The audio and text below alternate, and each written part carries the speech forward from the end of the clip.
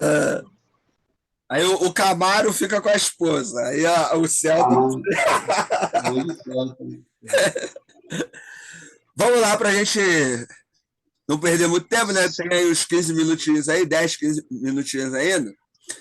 Vou seguir aqui, né? Mas tá claro, né, gente, essa caminhada da hermenêutica, para a gente poder entender isso. Por quê? Qual é a grande dificuldade de matérias de interpretação bíblica? Você lê o texto bíblico, aprendeu, ouviu, né? Foi doutrinado, doutrinada. E aí, a gente, na nossa matéria aqui, eu vou te dar uma interpretação, vou te mostrar possibilidades que são diferentes de coisas que você ouviu há muito tempo. Eu disse, não, Ricardo, mas eu ouvi isso, eu aprendi isso.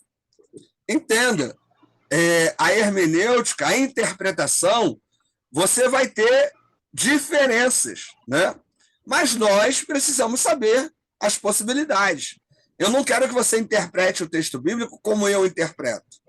Eu tenho o meu jeito, as minhas plataformas exegéticas e hermenêuticas são minhas, eu optei por elas. A minha plataforma exegética é o histórico-crítico, a hermenêutica é a teologia da libertação. Mas isso não quer dizer que uma leitura fundamentalista dogmática é errado. Não, é uma leitura.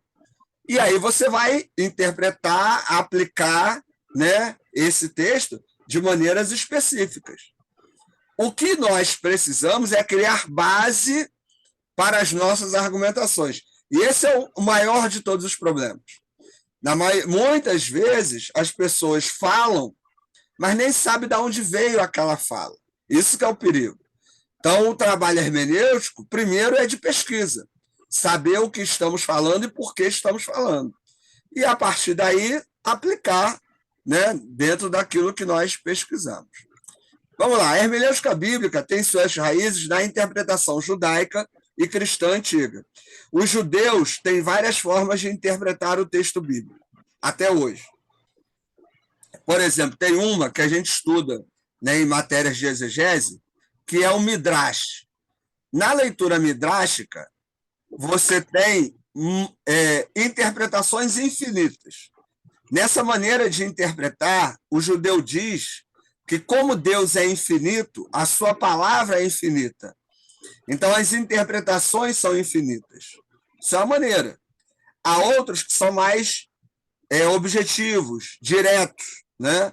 Que já procuram entender a ideia do contexto, da língua original, lá na sua origem, o contexto histórico, os processos sociais, políticos, econômicos que formaram o texto. Então, mesmo dentro do judaísmo, nós temos maneiras de se ler o texto. E a gente tem que entender isso. Na leitura cristã, nem se fala.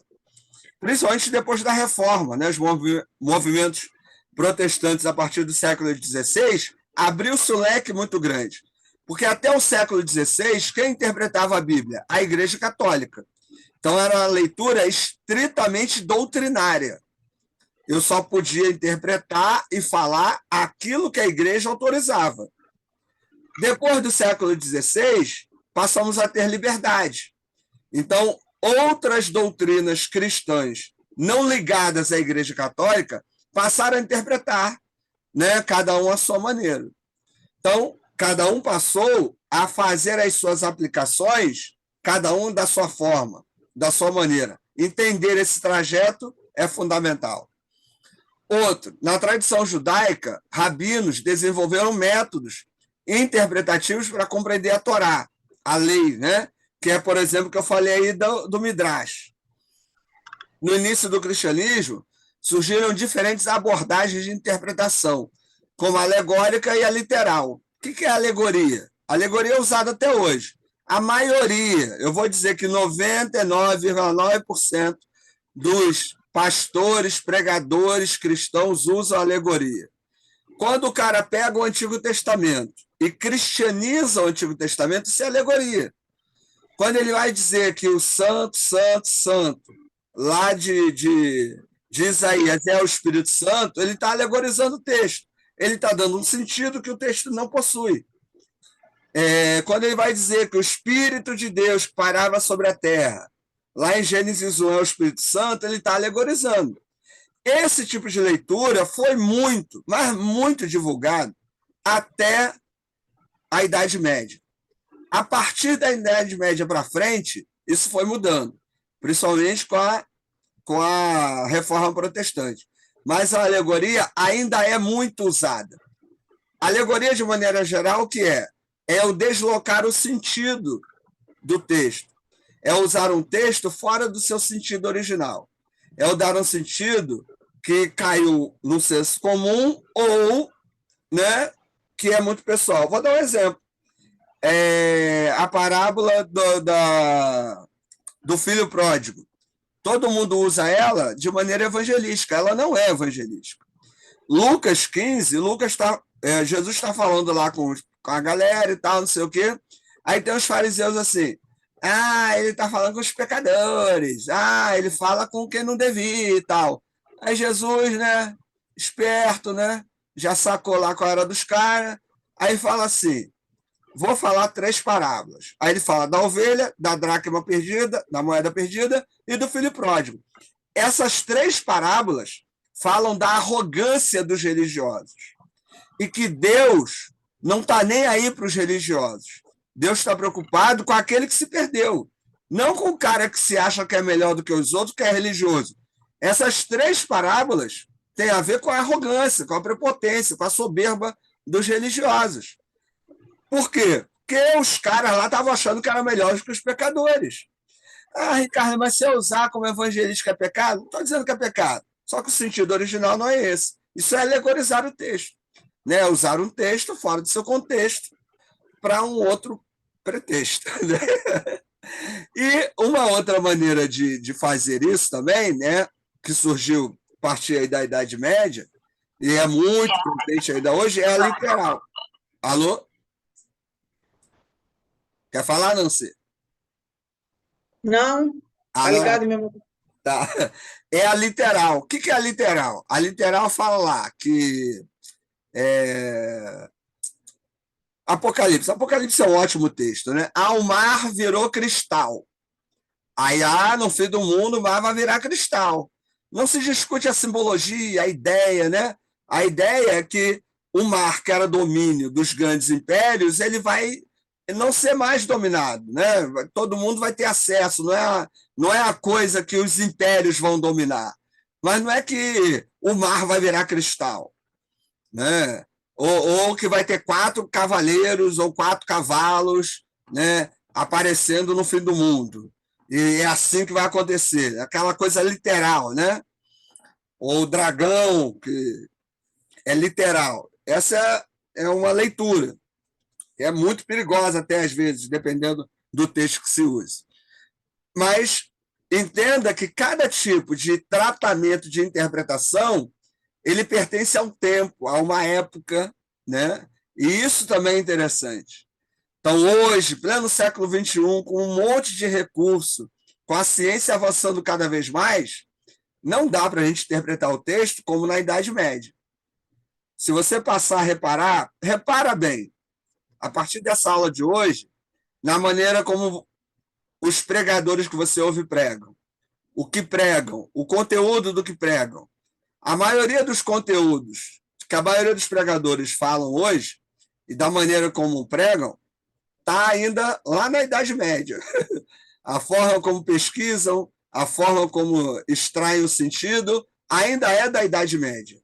O que é perigoso, né? Porque hoje nós temos condições de ir além. Fala. Então, você está falando isso ontem, acho que foi ontem, né? Não, antes de ontem, você deu aula e você acabou falando um pouco. Ontem, eu reúno com a galera aí de noite, depois da aula, 10 horas. A gente faz um momento de oração.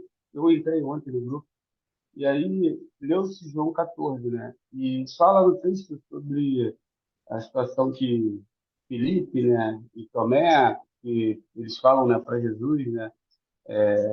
E o momento que Filipe fala, né?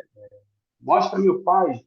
E aí Jesus responde, né? Estou com você há tanto tempo, não me viste, né? Acho que é respondi, se eu não lembro agora.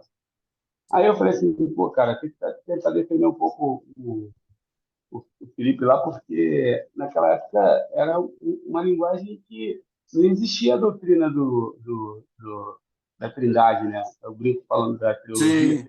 Então, assim, a visão, eles imaginavam que Jesus vinha de uma forma e era totalmente diferente.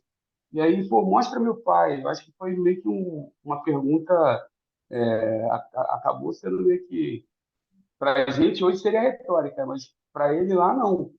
E aí não existia. Hoje a gente tem a doutrina da Trindade, e aí é o que você falou. Uma visão naquela época, a visão hoje, Isso. enfim, se eu estiver falando alguma bobagem, você pode me corrigir. Então, Mas eles eu não entendo o tinham que a você está visão. falando. É, Porque hoje a gente pode falar, Felipe falou, mas, pô, Jesus ali, que vacilo, né? O cara não está percebendo que Jesus não viu que está era ali. Deus? É, Cara, que vacilão, né? Mano, o cara não tinha essa percepção. Como é exatamente, que é vai isso fazer? aí. Então, tanto que quando Isso. Jesus morre, o que, que os discípulos fazem? Eles vão se esconder lá no cenáculo, lá na sala lá, porque eles não tinham ideia de quem era Jesus. Aí Jesus aparece para eles ressurreto, aí fala assim, ó, eu vos darei poder para que vocês sejam testemunha. É quando eles vão e recebem o Espírito Santo.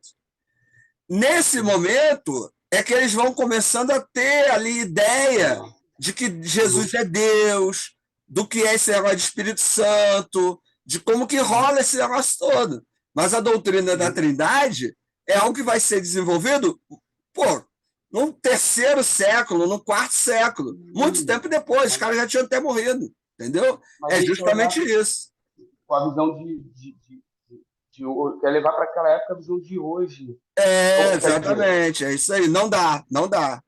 A uhum. hermenêutica é justamente esse tipo de trabalho, entendeu? É criar, é que a gente estabeleça um método de pesquisa para a gente poder fazer essa investigação, né? Saber os materiais que eu vou procurar, saber aonde eu posso pesquisar, para daí eu poder aplicar de maneira mais efetiva, né? Agora, para a Uhum. gente terminar, só vou falar uma coisa assim que eu acho que vale muito a pena você ter em mente. A Bíblia não foi escrita para você. A Bíblia foi escrita para um momento histórico, cultural, político e ideológico totalmente diferente do nosso. A mensagem é para a gente, mas o texto não foi escrito para a gente. O texto do Antigo Testamento foi hebraico e aramaico. O texto do grego, hebraico e aramaico. Só em relação à questão léxica, já está muito distante, né, do português. Questão cultural, ideológica, política, social e econômica, nem se fala. Então, por isso é necessário a gente ir lá atrás, no processo de produção desse texto, tentar compreender a mentalidade de quem escreveu, para daí a gente poder aplicar de maneira, É. né, o mais sensata possível hoje.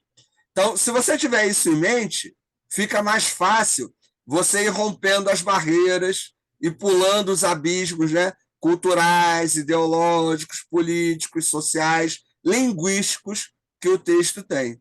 Porque quando você abre sua Bíblia em português, você acha assim: ah, isso aqui está falando de hoje. Não está. A mensagem pode ser para hoje, mas o contexto social, político, ideológico e econômico lá não é o de hoje. Então tem que entender, o papel da mulher naquela época não era igual hoje. O papel do homem não era igual ao de hoje. Né? Então, a estrutura familiar não era igual a de hoje. Então, isso tudo tem que ser levado em conta. Como trabalhar a questão familiar no texto bíblico em relação a hoje. Tudo isso é um desafio. Né? Deixa o Uhum. Alexandre falar e você fala, Carlos. Uhum. Não, Fala. não, Não, eu só ia lembrar, por exemplo, igual a carta os Atos Apóstolos, né? Quando ele vai escrever para um tal de Teófilo, quando o senhor fala, né? Não, Isso foi Filemão. feito. Filemão, né? Isso. Isso aí. É isso Não, aí. tem Filemão e também Atos dos Apóstolos, quando. Acho que é Lucas que escreve, né? Oh, desculpa, você Ele falou bota lá. Teófilo. Não, foi mal, é, desculpa. Atos foi. É isso é, aí, tá certo. ele Lucas escreve e para Atos. algum tipo de Paulo, autoridade, uma pessoa específica, e assim vai, né? Sim, sim. Fala, André. não, só estava lembrando, você falou isso, mas foi na aula de hebraico, justamente quando você estava lá fazendo a introdução, explicando que a leitura é de trás para frente, e aí as palavras totalmente diferentes da tradução literal para português, Sim. né? Aí eu lembrei disso, troquei ontem com o pessoal. Nesse grupo tinha um pastor, né? Mas ele é bem fundamentalista dogmático. Esse é meu amigão. Eu também Então, sou, tá, Ricardo? é Eu isso também sou, aí. tá? Só pra você saber. Ah, eu sei. Então, mas olha só, ô Carlos, não é problema você ser fundamentalista, não é problema ser dogmático. A questão, por exemplo, nós que somos estudantes, né? Eu vou falar rapidinho porque já acabou o nosso tempo. Nós que somos Tá. estudantes, nós precisamos saber como equilibrar o nosso discurso. Se eu estou na igreja, estou lá dando aula, né?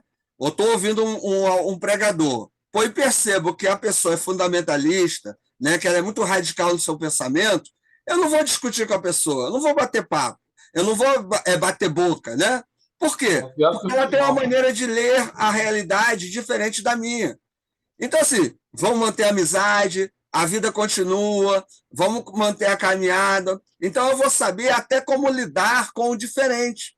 O dogmático e o fundamentalista, se souber também entender que ele pode pensar da maneira que ele pensa, mas tem gente que pensa diferente. E a vida continua, né?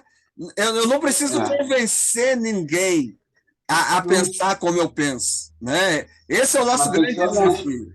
Mas você tem que ser honesto consigo e com quem está Sim, ouvindo você falar. entendeu? O André fez uma analogia bem legal de tudo que você está falando e eu vou tentar ilustrar aqui também. Ele falou que você tem, e você é pastor também, e você tem as duas situações, você é pastor e teólogo. Você pode responder como teólogo, mas geralmente você vai responder como pastor. Apesar de que você Eu não é faço isso, teólogo. não. Aí eu discordo. Sinto muito, mas eu Não, acho que mas ele tá não falando. dá para Não, cara, separar, não, irmão. Eu não faço sim, isso, mas ele não. estava falando. É, Tá, cara, mas o que eu tô te falando é que para você bater de frente com as pessoas, é isso aí que você está falando. Pô, se você for responder como teólogo, você vai, não tem então, jeito. é o que Você pegar um acontece. novo. Então, pô, Assim, é eu preciso não vou lá entender saber lá. equilibrar, entendeu? É preciso saber Eu não lidar. vou lá entender lá. Mas Eu eu, vou nesse entender caso, lá. eu não me encaixo nessa parte aí, não. Ah, entendi. Tá legal. Faz você, mas eu não, né? Fala aí. Entendi. Entendi. Aí, Ah, tá bom. Valeu. olha só, gente, acabou o nosso tempo aí. A aula vai ficar gravada. Eu vou mandar esses Valeu. slides lá para o grupo. E eu vou mandar um exemplo de uma introdução e de um comentário, só para vocês verem, né, o que é uma introdução, o que é um comentário. Na próxima aula, eu vou apresentar algumas introduções, alguns materiais, só para vocês já terem uma ideia. Porque, lembrando, eu não posso fazer hermenêutica do nada. É ler, pesquisar, né? E isso aí vai nos ajudando na nossa caminhada aí. Valeu? Tranquilo? Ricardo, Sim, me tira só uma dúvida. Por sim. exemplo, as Bíblias de estudo, elas têm uma introdução, é uma introdução, né, no caso. Então, a Bíblia de estudo, ela é uma Bíblia de estudo. Ela não é nem uma introdução, nem um comentário. O que eu sugeriria no nosso nível de estudo é você comprar comentário ou introdução. Por quê? Porque as Bíblias de estudo, elas têm uma perspectiva doutrinária. Então, por exemplo, Bíblia de estudo pentecostal, Bíblia de estudo Da mulher. da mulher, né? Bíblia de estudo Scofield. A Bíblia de estudo pentecostal é pentecostal, então você vai ler um comentário pentecostal. A Bíblia de estudo Scofield, ela é reformada. Você vai ver um comentário reformado. Bíblia de estudo da mulher. Todo comentário vai estar voltado para a mulher, né? Então, isso pode ser tendencioso. E, de repente, a análise daquele texto pode não refletir o todo, apenas uma parte. Para o nosso nível de estudo, eu recomendo, né, que você invista em comentários, introduções, que você vai ter uma visão mais ampla dos textos. Eu acho que vale mais a pena, entendeu? Entendi. Não, é porque tem várias Bíblias de estudo, e na Bíblia de Sim. estudo, no caso na minha, ela sempre tem uma introdução do autor, do pano de Ela fundo. vai dando as suas perspectivas, sim. Mas Isso no seria nosso então uma nível de introdução, estudo, né, no caso. é, é, não, a Bíblia de estudo ela é uma Bíblia de estudo. ela vai estar focada ali no assunto dela, né? Ela seria um Sim. tipo de material, né? É uma Bíblia de estudo. Não é necessariamente um comentário ou uma introdução. Apesar de vir lá escrito, ela não faz. Porque o comentário ele vai dar uma visão mais ampla. Não está tão preocupado com a questão dogmática. Se você comprar, Sim. né, materiais exegéticos, eles não estão preocupados tanto com a doutrina. Bíblias de Sim. estudo, geralmente, estão mais preocupadas com a doutrina, né? Porque querem vender ali para o nicho de mercado, para o pentecostal, para o reformado, para o tradicional, Entendi. né? Uhum. Para a mulher, para o jovem, para o homem, né? E assim Sim, por diante. entendi. Ok, Beleza? obrigada. Não, eu leio os comentários. Quando eu vou dar aula, eu pesquiso nos comentários, entendeu? É isso, legal. Legal. Eu aprendi no seminário com o professor Ricardo. Ah, né? É bom ele, eu ouvi falar muito bem dele, entendeu? Era que eu não posso Tá saber bom, mesmo. Ricardo. Deixa eu te falar. Você daria uma aula agora de TPNT, né? Não vai dar, vai ser sexta essa aula. Não vai ter. Essa aula vai para sexta-feira. É o Adir agora? Agora é outro professor. Eu acho que é o Adir, né? Que vai dar aula para vocês Sim. aí. Quem faz a matéria, né? Eu não sei como é que funciona aí. A TBNT agora é na sexta-feira, no segundo tempo. Meu Ok. Deus. Tá Até bom? sexta. Tá, beleza. Obrigado, Ricardo. Boa Valeu. noite. Tchau. Boa noite a todos. Fala, André, quer falar? Não, tô mandando um coração para você aí. Ah. Vai lá. Valeu, então. Tchau. Obrigado. Valeu. Tchau, Giovanni.